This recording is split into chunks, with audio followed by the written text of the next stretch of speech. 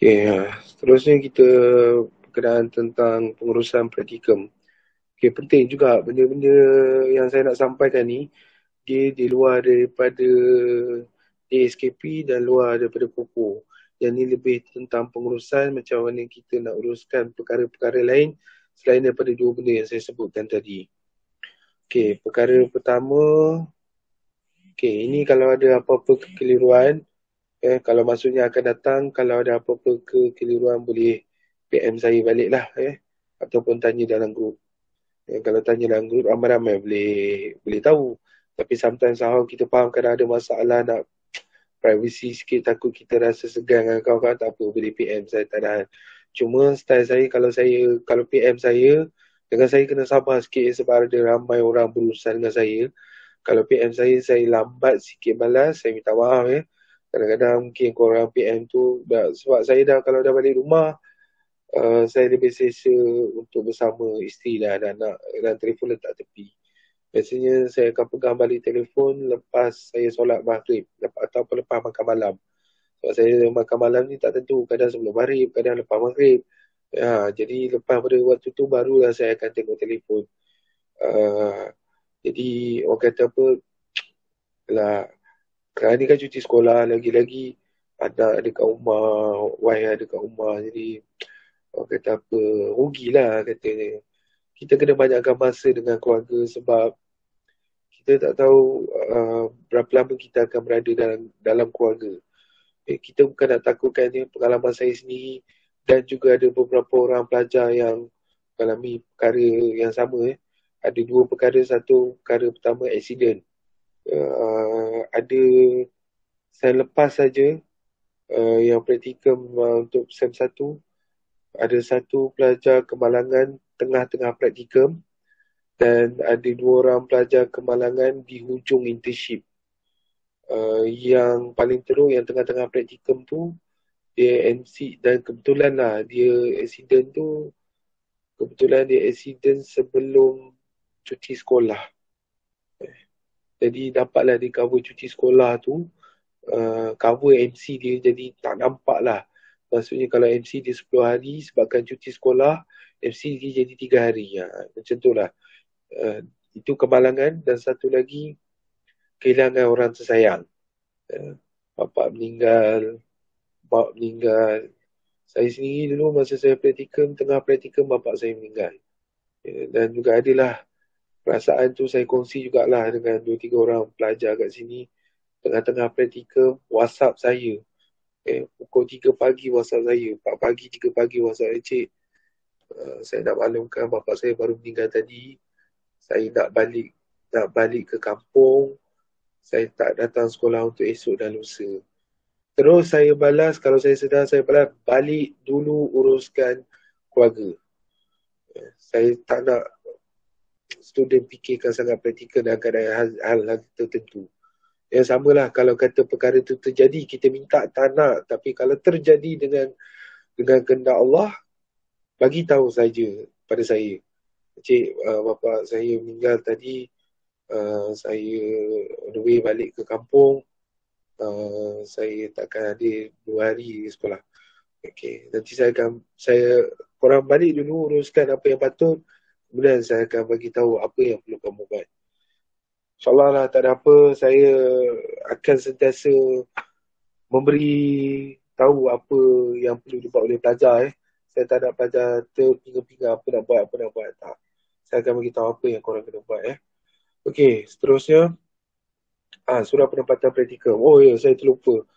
Di ruangan checkbox, saya akan letak sekarang ni pautan untuk set edaran korang lah. Okay, download semua sekali file yang ada kat situ untuk korang punya rujukan. Kat situ ada surat penempatan, surat pengenalan diri, apa lagi ada kat situ. Sebenarnya saya pun tak ingat. Sekejap, saya tengok balik apa yang ada kat situ. Jadi dah ingat, lepas tu lupa. Banyak sangat benda. Korang punya borang maklumat guru pembimbing, segala memo, surat penempatan. Okey, tu je lah. Jadi korang download lah. Kalau kata ada keperluan, korang dah boleh cetak, tak ada masalah. Okey, mana tadi slide saya raib pula. Okey, jap. Surat penempatan ni saya dah post, seingat saya post sebelum raya. Sebelum raya ke selepas raya, lebih kurang macam tu lah. Saya post awal. Lepas tu dalam surat penempatan tu kita sertakan juga dua perkara, iaitu garis panduan praktikum PDPP dan juga borang maklumat guru pembimbing. Okey, kita dah return balik, ada yang sekolah hantar, ada sekolah yang belum. Nanti kita akan buat perurusan tentang apa guru pembimbing ni. Okey, nanti saya akan terangkan. Okey, seterusnya tentang urusan CDL dalam e-terms. Okey, pelajar kena buat sama macam subjek-subjek lain, kena buat entrance survey, IPPK dan juga exit survey. Tapi korang kena buat benda ni lepas pesyarah buat pendaftaran. Sekarang ni pesyarah belum buat kan? Okey, tak apa. Nanti kita akan bagi peringatan dalam masa ke semasa untuk pesyarah, untuk buat pendaftaran pelajar untuk subjek praktikum di dalam e-term, dan juga korang boleh buat exit entrance exit survey dan juga IPPK ni sama macam subjek-subjek lain. Ya. Sebab apa ni keperluan lah daripada IPJM. IPJM yang kata benda ni kena laksanakan, walaupun kita sendiri kurang setuju kita IPG campus Ipoh ni sebagai tier 1 sememangnya kita tak bersetuju sangat-sangat, dan kita sendiri secara lisan dah minta kepada IPJM melalui pegawainya untuk tarik balik ataupun buat penangguhan sementara. Tapi sebabkan saya pun tak tahu apa sebabnya, kita masih tetap perlu akun dengan arahan inilah.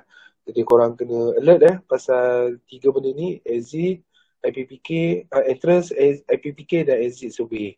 Yang ni saya minta maaf sangat-sangat kalau korang nak refer saya tentang 3 benda ni, saya tak boleh jawab. Ianya hanya boleh dijawab oleh Dr. Najwa di JKA. Ya. Sebagai selaku orang yang bertanggungjawab untuk menguruskan CDL di IPG kita. Ya. Jadi kalau tanya saya, Tan Cik Jimmy, memang kami tak ada jawab lah. Cuma kita menyampaikan maklumat ni, benda ni kena buat. Okey, seterusnya saya dah sedia, kita dah buat taklimat guru pembimbing pada 2 Jun yang lepas, hari Khamis, minggu lepas. Tapi kehadirannya cuma ada 6 orang saja, dan kita hantar sepatutnya lebih daripada tu mungkin sebab surat tu mungkin terlalu awal dan tarikh tu agak jauh daripada praktikum. Mungkin ada guru yang terlepas pandang tak nafikan Okey, taklimat tu itu adalah pautannya. Slide ni tak silap saya ada letak dalam set edaran tu Tak ada. Nanti saya letak lah. Saya ingatkan saya dah letak, rupanya saya belum letak. Tak apa. Pautan ni saya akan berikan dalam grup ataupun saya letak dalam set edaran ni sebentar lagi ataupun esok. Nanti kopi link ni bagi pada cikgu, ataupun korang boleh cari sendiri dalam channel saya. Video ni dia tak private dalam playlist ada dah khas untuk Institut Pendidikan Guru dalam playlist saya boleh cari, tak ada masalah. Okay, set edaran untuk guru juga kita sediakan ada dalam ruangan description video tersebut. Okay, kita cuba sebaik mungkin untuk menyediakan bahan rujukan sokongan kepada semua pihak terlibat, bersama ada korang, pelajar, pesyarah dan juga guru pembimbing. Kita tak nak semua orang kita tak nak ada yang tercicir seboleh-bolehnya. Okey, borang maklumat guru pembimbing nanti bila hari pertama, minggu pertama praktikum, minggu depan setelah selesai semua benda, jangan lupa pergi pejabat pentadbiran, cuba tanya dengan PT yang bertugas, tanya dengan dia dah hantar ke belum borang maklumat guru pembimbing. Borang ni ada dalam dalam set edaran, korang boleh buat turun, korang boleh, okey tak apa, korang tanya dulu ada tak hantar nama pencalonan guru pembimbing ke IPG. Kalau dia kata kami belum hantar lah, kalau borangnya dah ada, korang ambil. Korang ambil, korang simpan. Tak perlu tunggu sekolah hantar. Korang ambil, korang simpan. Nanti saya akan minta di ujung praktikum nanti. Okey, kemudiannya okey, kalau ambil salinan jika belum ada. Okay, ambil salinan jika belum ada ni maksudnya ambil daripada seedaran tadi. Kalau belum ada korang print. Korang print, serahkan kepada PT. Sebab ini kerja PT. Jangan serah pada guru besar, malu serah pada PT, minta tolong puan untuk buat benda ni lah. Selesaikan benda ni. Ataupun boleh bincang dengan PK1. Kadang-kadang PT ni pun payah juga kita bercakap. Kadang-kadang dia hanya terima arahan daripada guru besar. Arahan orang lain dia tak nak pakai. Kita bukan bagi arahan, kita minta bantuan. Itu yang penting saya cakap tadi, manis mulut. Kalau daripada awal kita dah tegur baik, kalau dengan PT tu, kalau kita minta tolong sikit pun orang tak ada hal.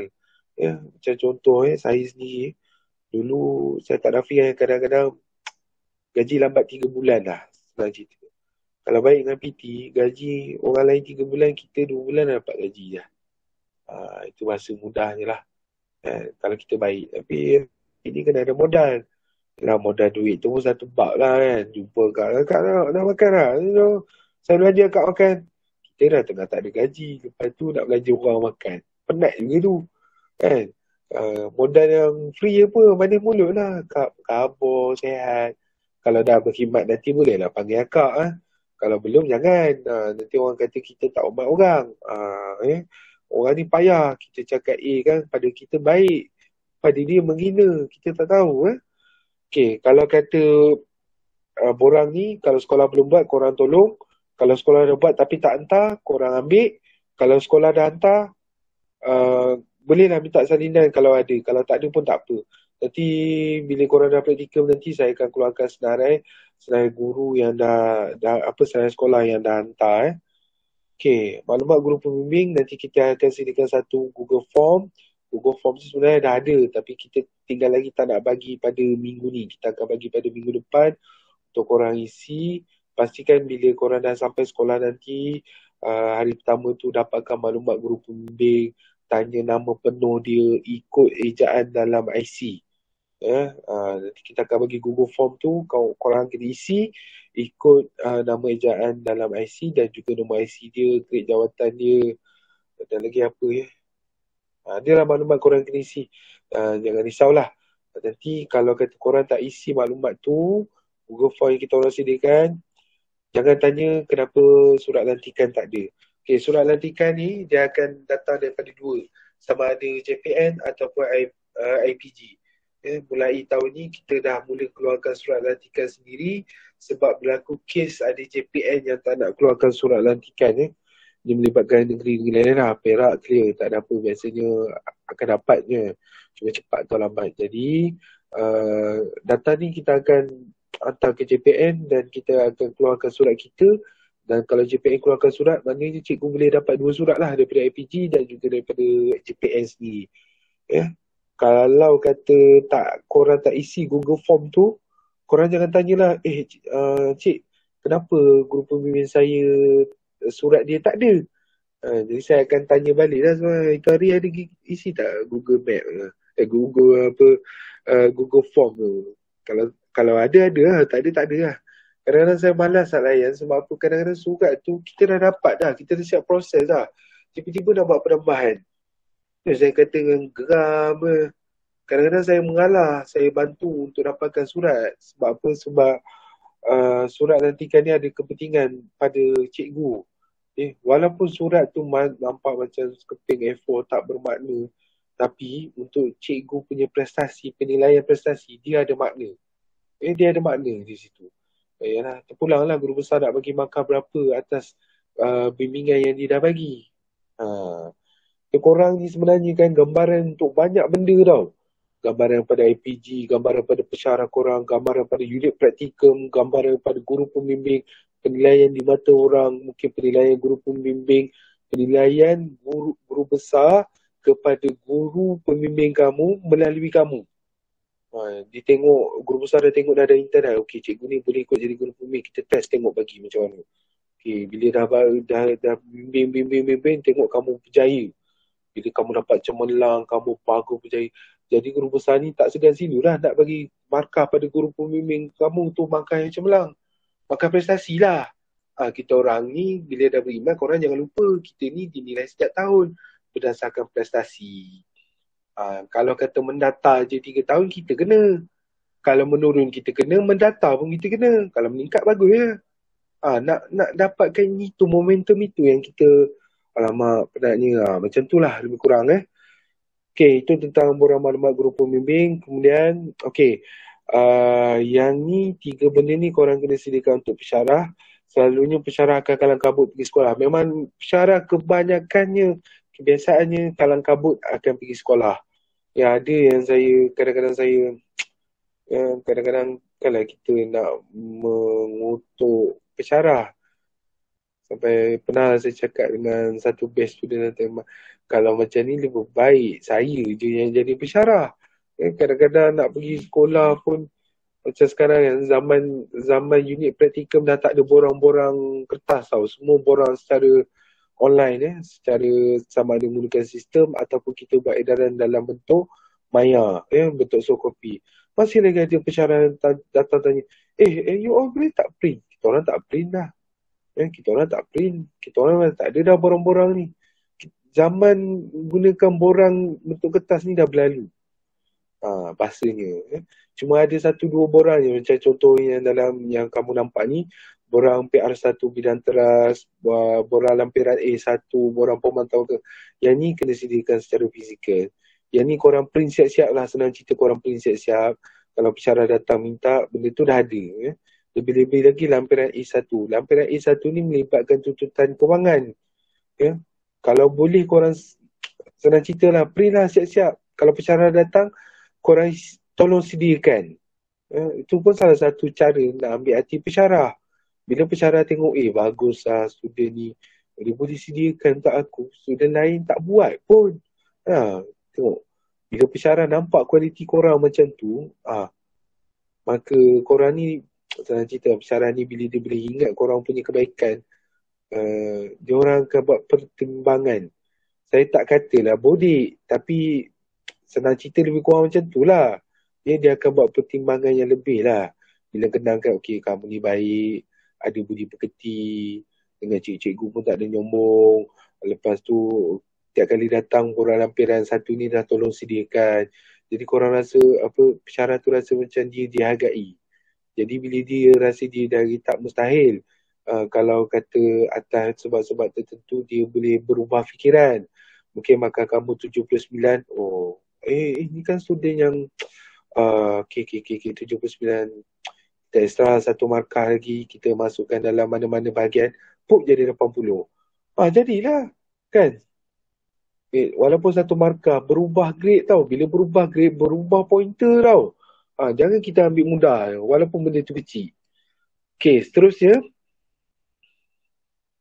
ni kalau guru pembimbing lah, ini tak ada masalah. Okay, kalau untuk guru pembimbing, tadi untuk pesyarah, ini untuk guru pembimbing. Benda yang sama, borang PR1, kalau guru pembimbing nak, kadang-kadang guru pembimbing ni, walaupun kita dah bagi, tapi baik juga kalau korang tolong print, tolong bagi pada guru, cikgu, ini untuk korang bimbingan, cikgu boleh isi. Paling baik pula borang PR1 tu, korang isi siap nama korang. Butiran korang, nama, nombor IC, kad pengenalan, alamat sekolah, korang isi siap-siap. Bagi kat cikgu tu, borang dah siap. Dia tinggal bulatkan skala, bagi komen, bagi orang kata ulasan. Dah mudahkan kerja dia. Bila korang buat macam ni kan, borang dah siap tulis nama pun. Bukan borang kosong, borang dah siap tulis nama, dah siap maklumat, maklumat kamu dah siap, nama dia pun kamu siap tulis. Saya rasa tak ada masalah kot kalau guru pembimbing nak tolong recommend dekat pesyarah. Macam saya cakap lah, 1-2 markah tu rasanya boleh kot adjust. Kita bukan nak kata modek, merasuah ke apa, tak. Ini kita, bila kita baik, orang akan ingat kita tau. Itu ke. Bila kita baik, orang akan ingat kita. Budak ni, student ni, lain macam lah daripada student-student yang lepas. Ini borang tolong siap borang claim pun dah siap isi lah. Mana dia dapat maklumat pun entah lah. Okay, saya nak beritahu borang tuntutan luas guru pembimbing ni, kita dah bagi soft copy dalam taklimat yang baru, untuk yang dah lepas ni 2 Jun. Kita sediakan secara soft copy, tapi tak salah kalau korang tolong print, korang tolong isikan maklumat tu. Okay, petua dia kat mana nak cari maklumat-maklumat dengan lampiran yang dalam borang tu nak. Korang boleh jumpa PT, pembantu takbir, kerani lah kat sekolah. Minta dia maklumat. Sebab semua maklumat tu ada dalam fail peribadi. Fail peribadi ni jaga pembantu takbir. Kerani lah. Jadi korang jumpa dia mudik pelan-pelan. Bila dia tengok borang tuntutan korang dah siapkan, dia tinggal sign je, senyum sampai ke telinga dia. Memanglah saya ada cakap dalam taklimat, saya kata memanglah nilainya tak sebesar mana. Tapi kalau untuk makan dekat Sazali, Sajan Sazali ataupun food project, saya rasa nak makan untuk sekali makan tu, saya rasa sonok kot. Sebab bagi makan orang ni ada satu benda yang menyeronokkan. Walaupun nilai tak sebesar mana. Saya sendiri pun, kalau orang belanja saya tertarik roti canai pun saya dah senyum lah. Alhamdulillah, ada orang belanja hari ni. Ini kan pula dapat makan yang special western sikit. Contoh gitulah. Gambar kalau korang tolong sediakan orang lagi lah. Guru pembimbing memang sayang betul lah kat korang. Okay, seterusnya. Ini tadi saya dah cakap. Portfolio kena sentiasa update. File RPH pun kena sentiasa update untuk saya makan. Korang kena sentiasa bersedia menerima pemantau.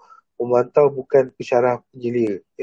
Mungkin akan pensyarah lain akan datang, ataupun ketua jabatan akan datang, ataupun orang-orang tertentu kita minta dia datang. Jadi kena sentiasa bersedia. Tak ada alasan kata, cik, file RPH saya tinggal kat rumah. Cik, file portfolio saya tinggal kat rumah. Tak ada. Kita orang tak boleh terima dah alasan tu. Kena sentiasa bawa. Kalau kata benda tu betul, confirm korang tertinggal kat rumah, takkan korang tak simpan soft copy. Laptop korang dah tentu korang dah bawa hari-hari, betul tak? Jadi jangan bagi alasan yang macam tu. Kita katakan bahasa mudah je sekarang, alasan bangang lah. Takkanlah file IPH boleh tinggal. Walaupun benda tu betul, tapi orang akan, ini alasannya. Orang akan cakap macam tu. Kalau boleh, pastikan setiap hari bawa dan update sentiasa.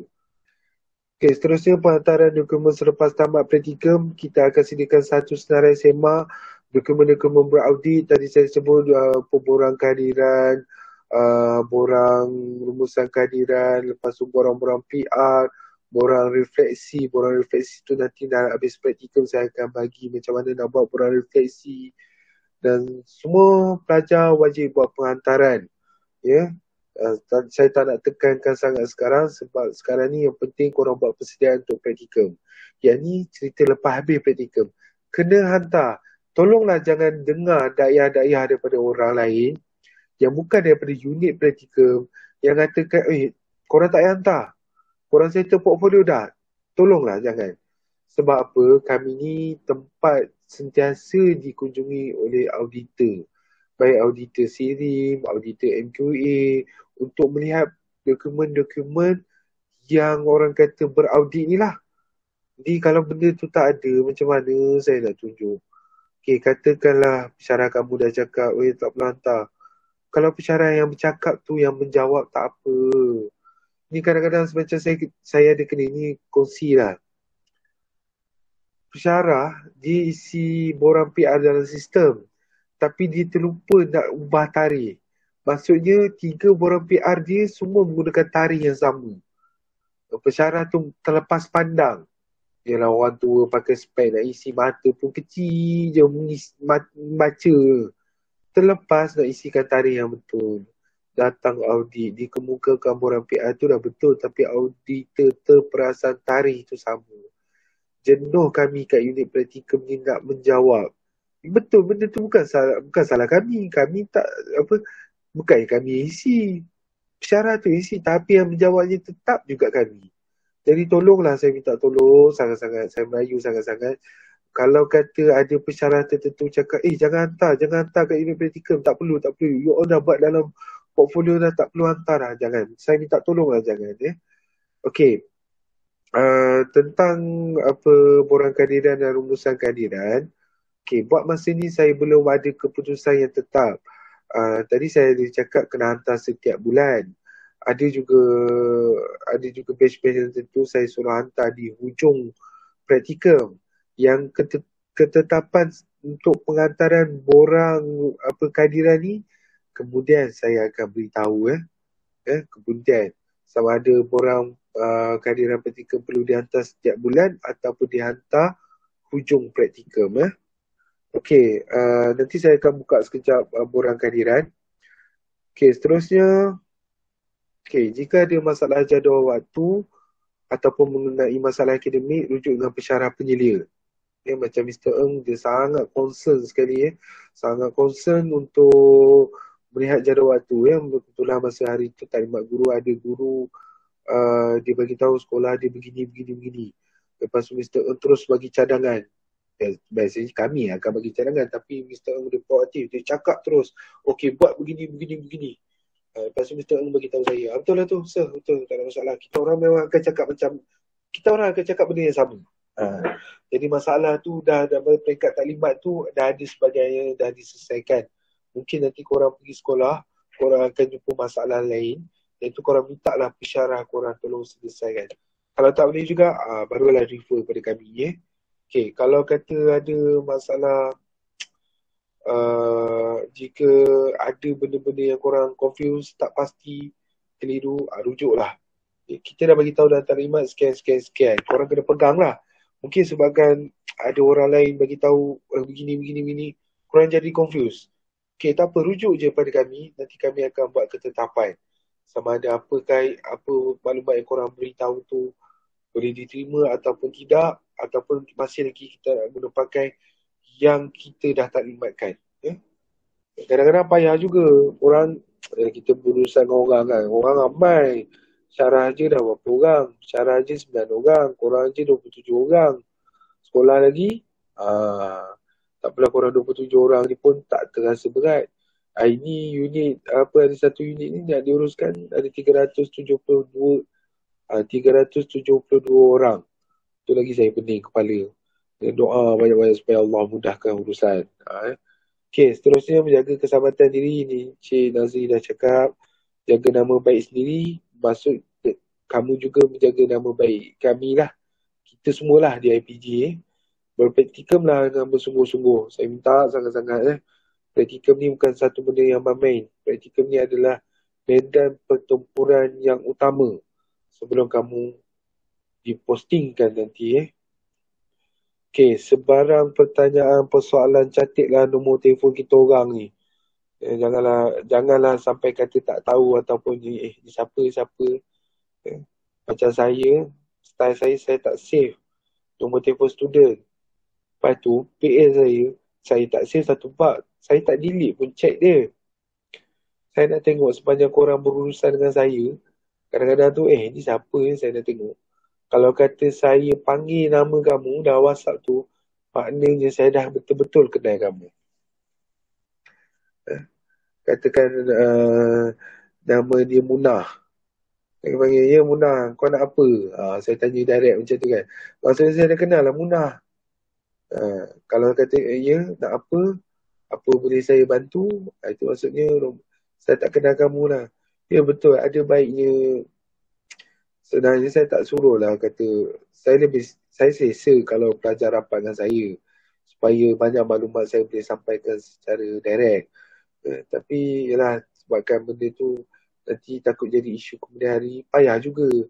Jadi saya ambil mudah je. Kita save, tak save nombor. Tapi kalau dia datang, kita layan lah. Sebenarnya saya pun nak beritahu secara jujur lah. Saya bukan nak cakap saya orang yang baik, tapi saya, kalau ada satu-satu masalah tu, saya akan cuba selesaikan.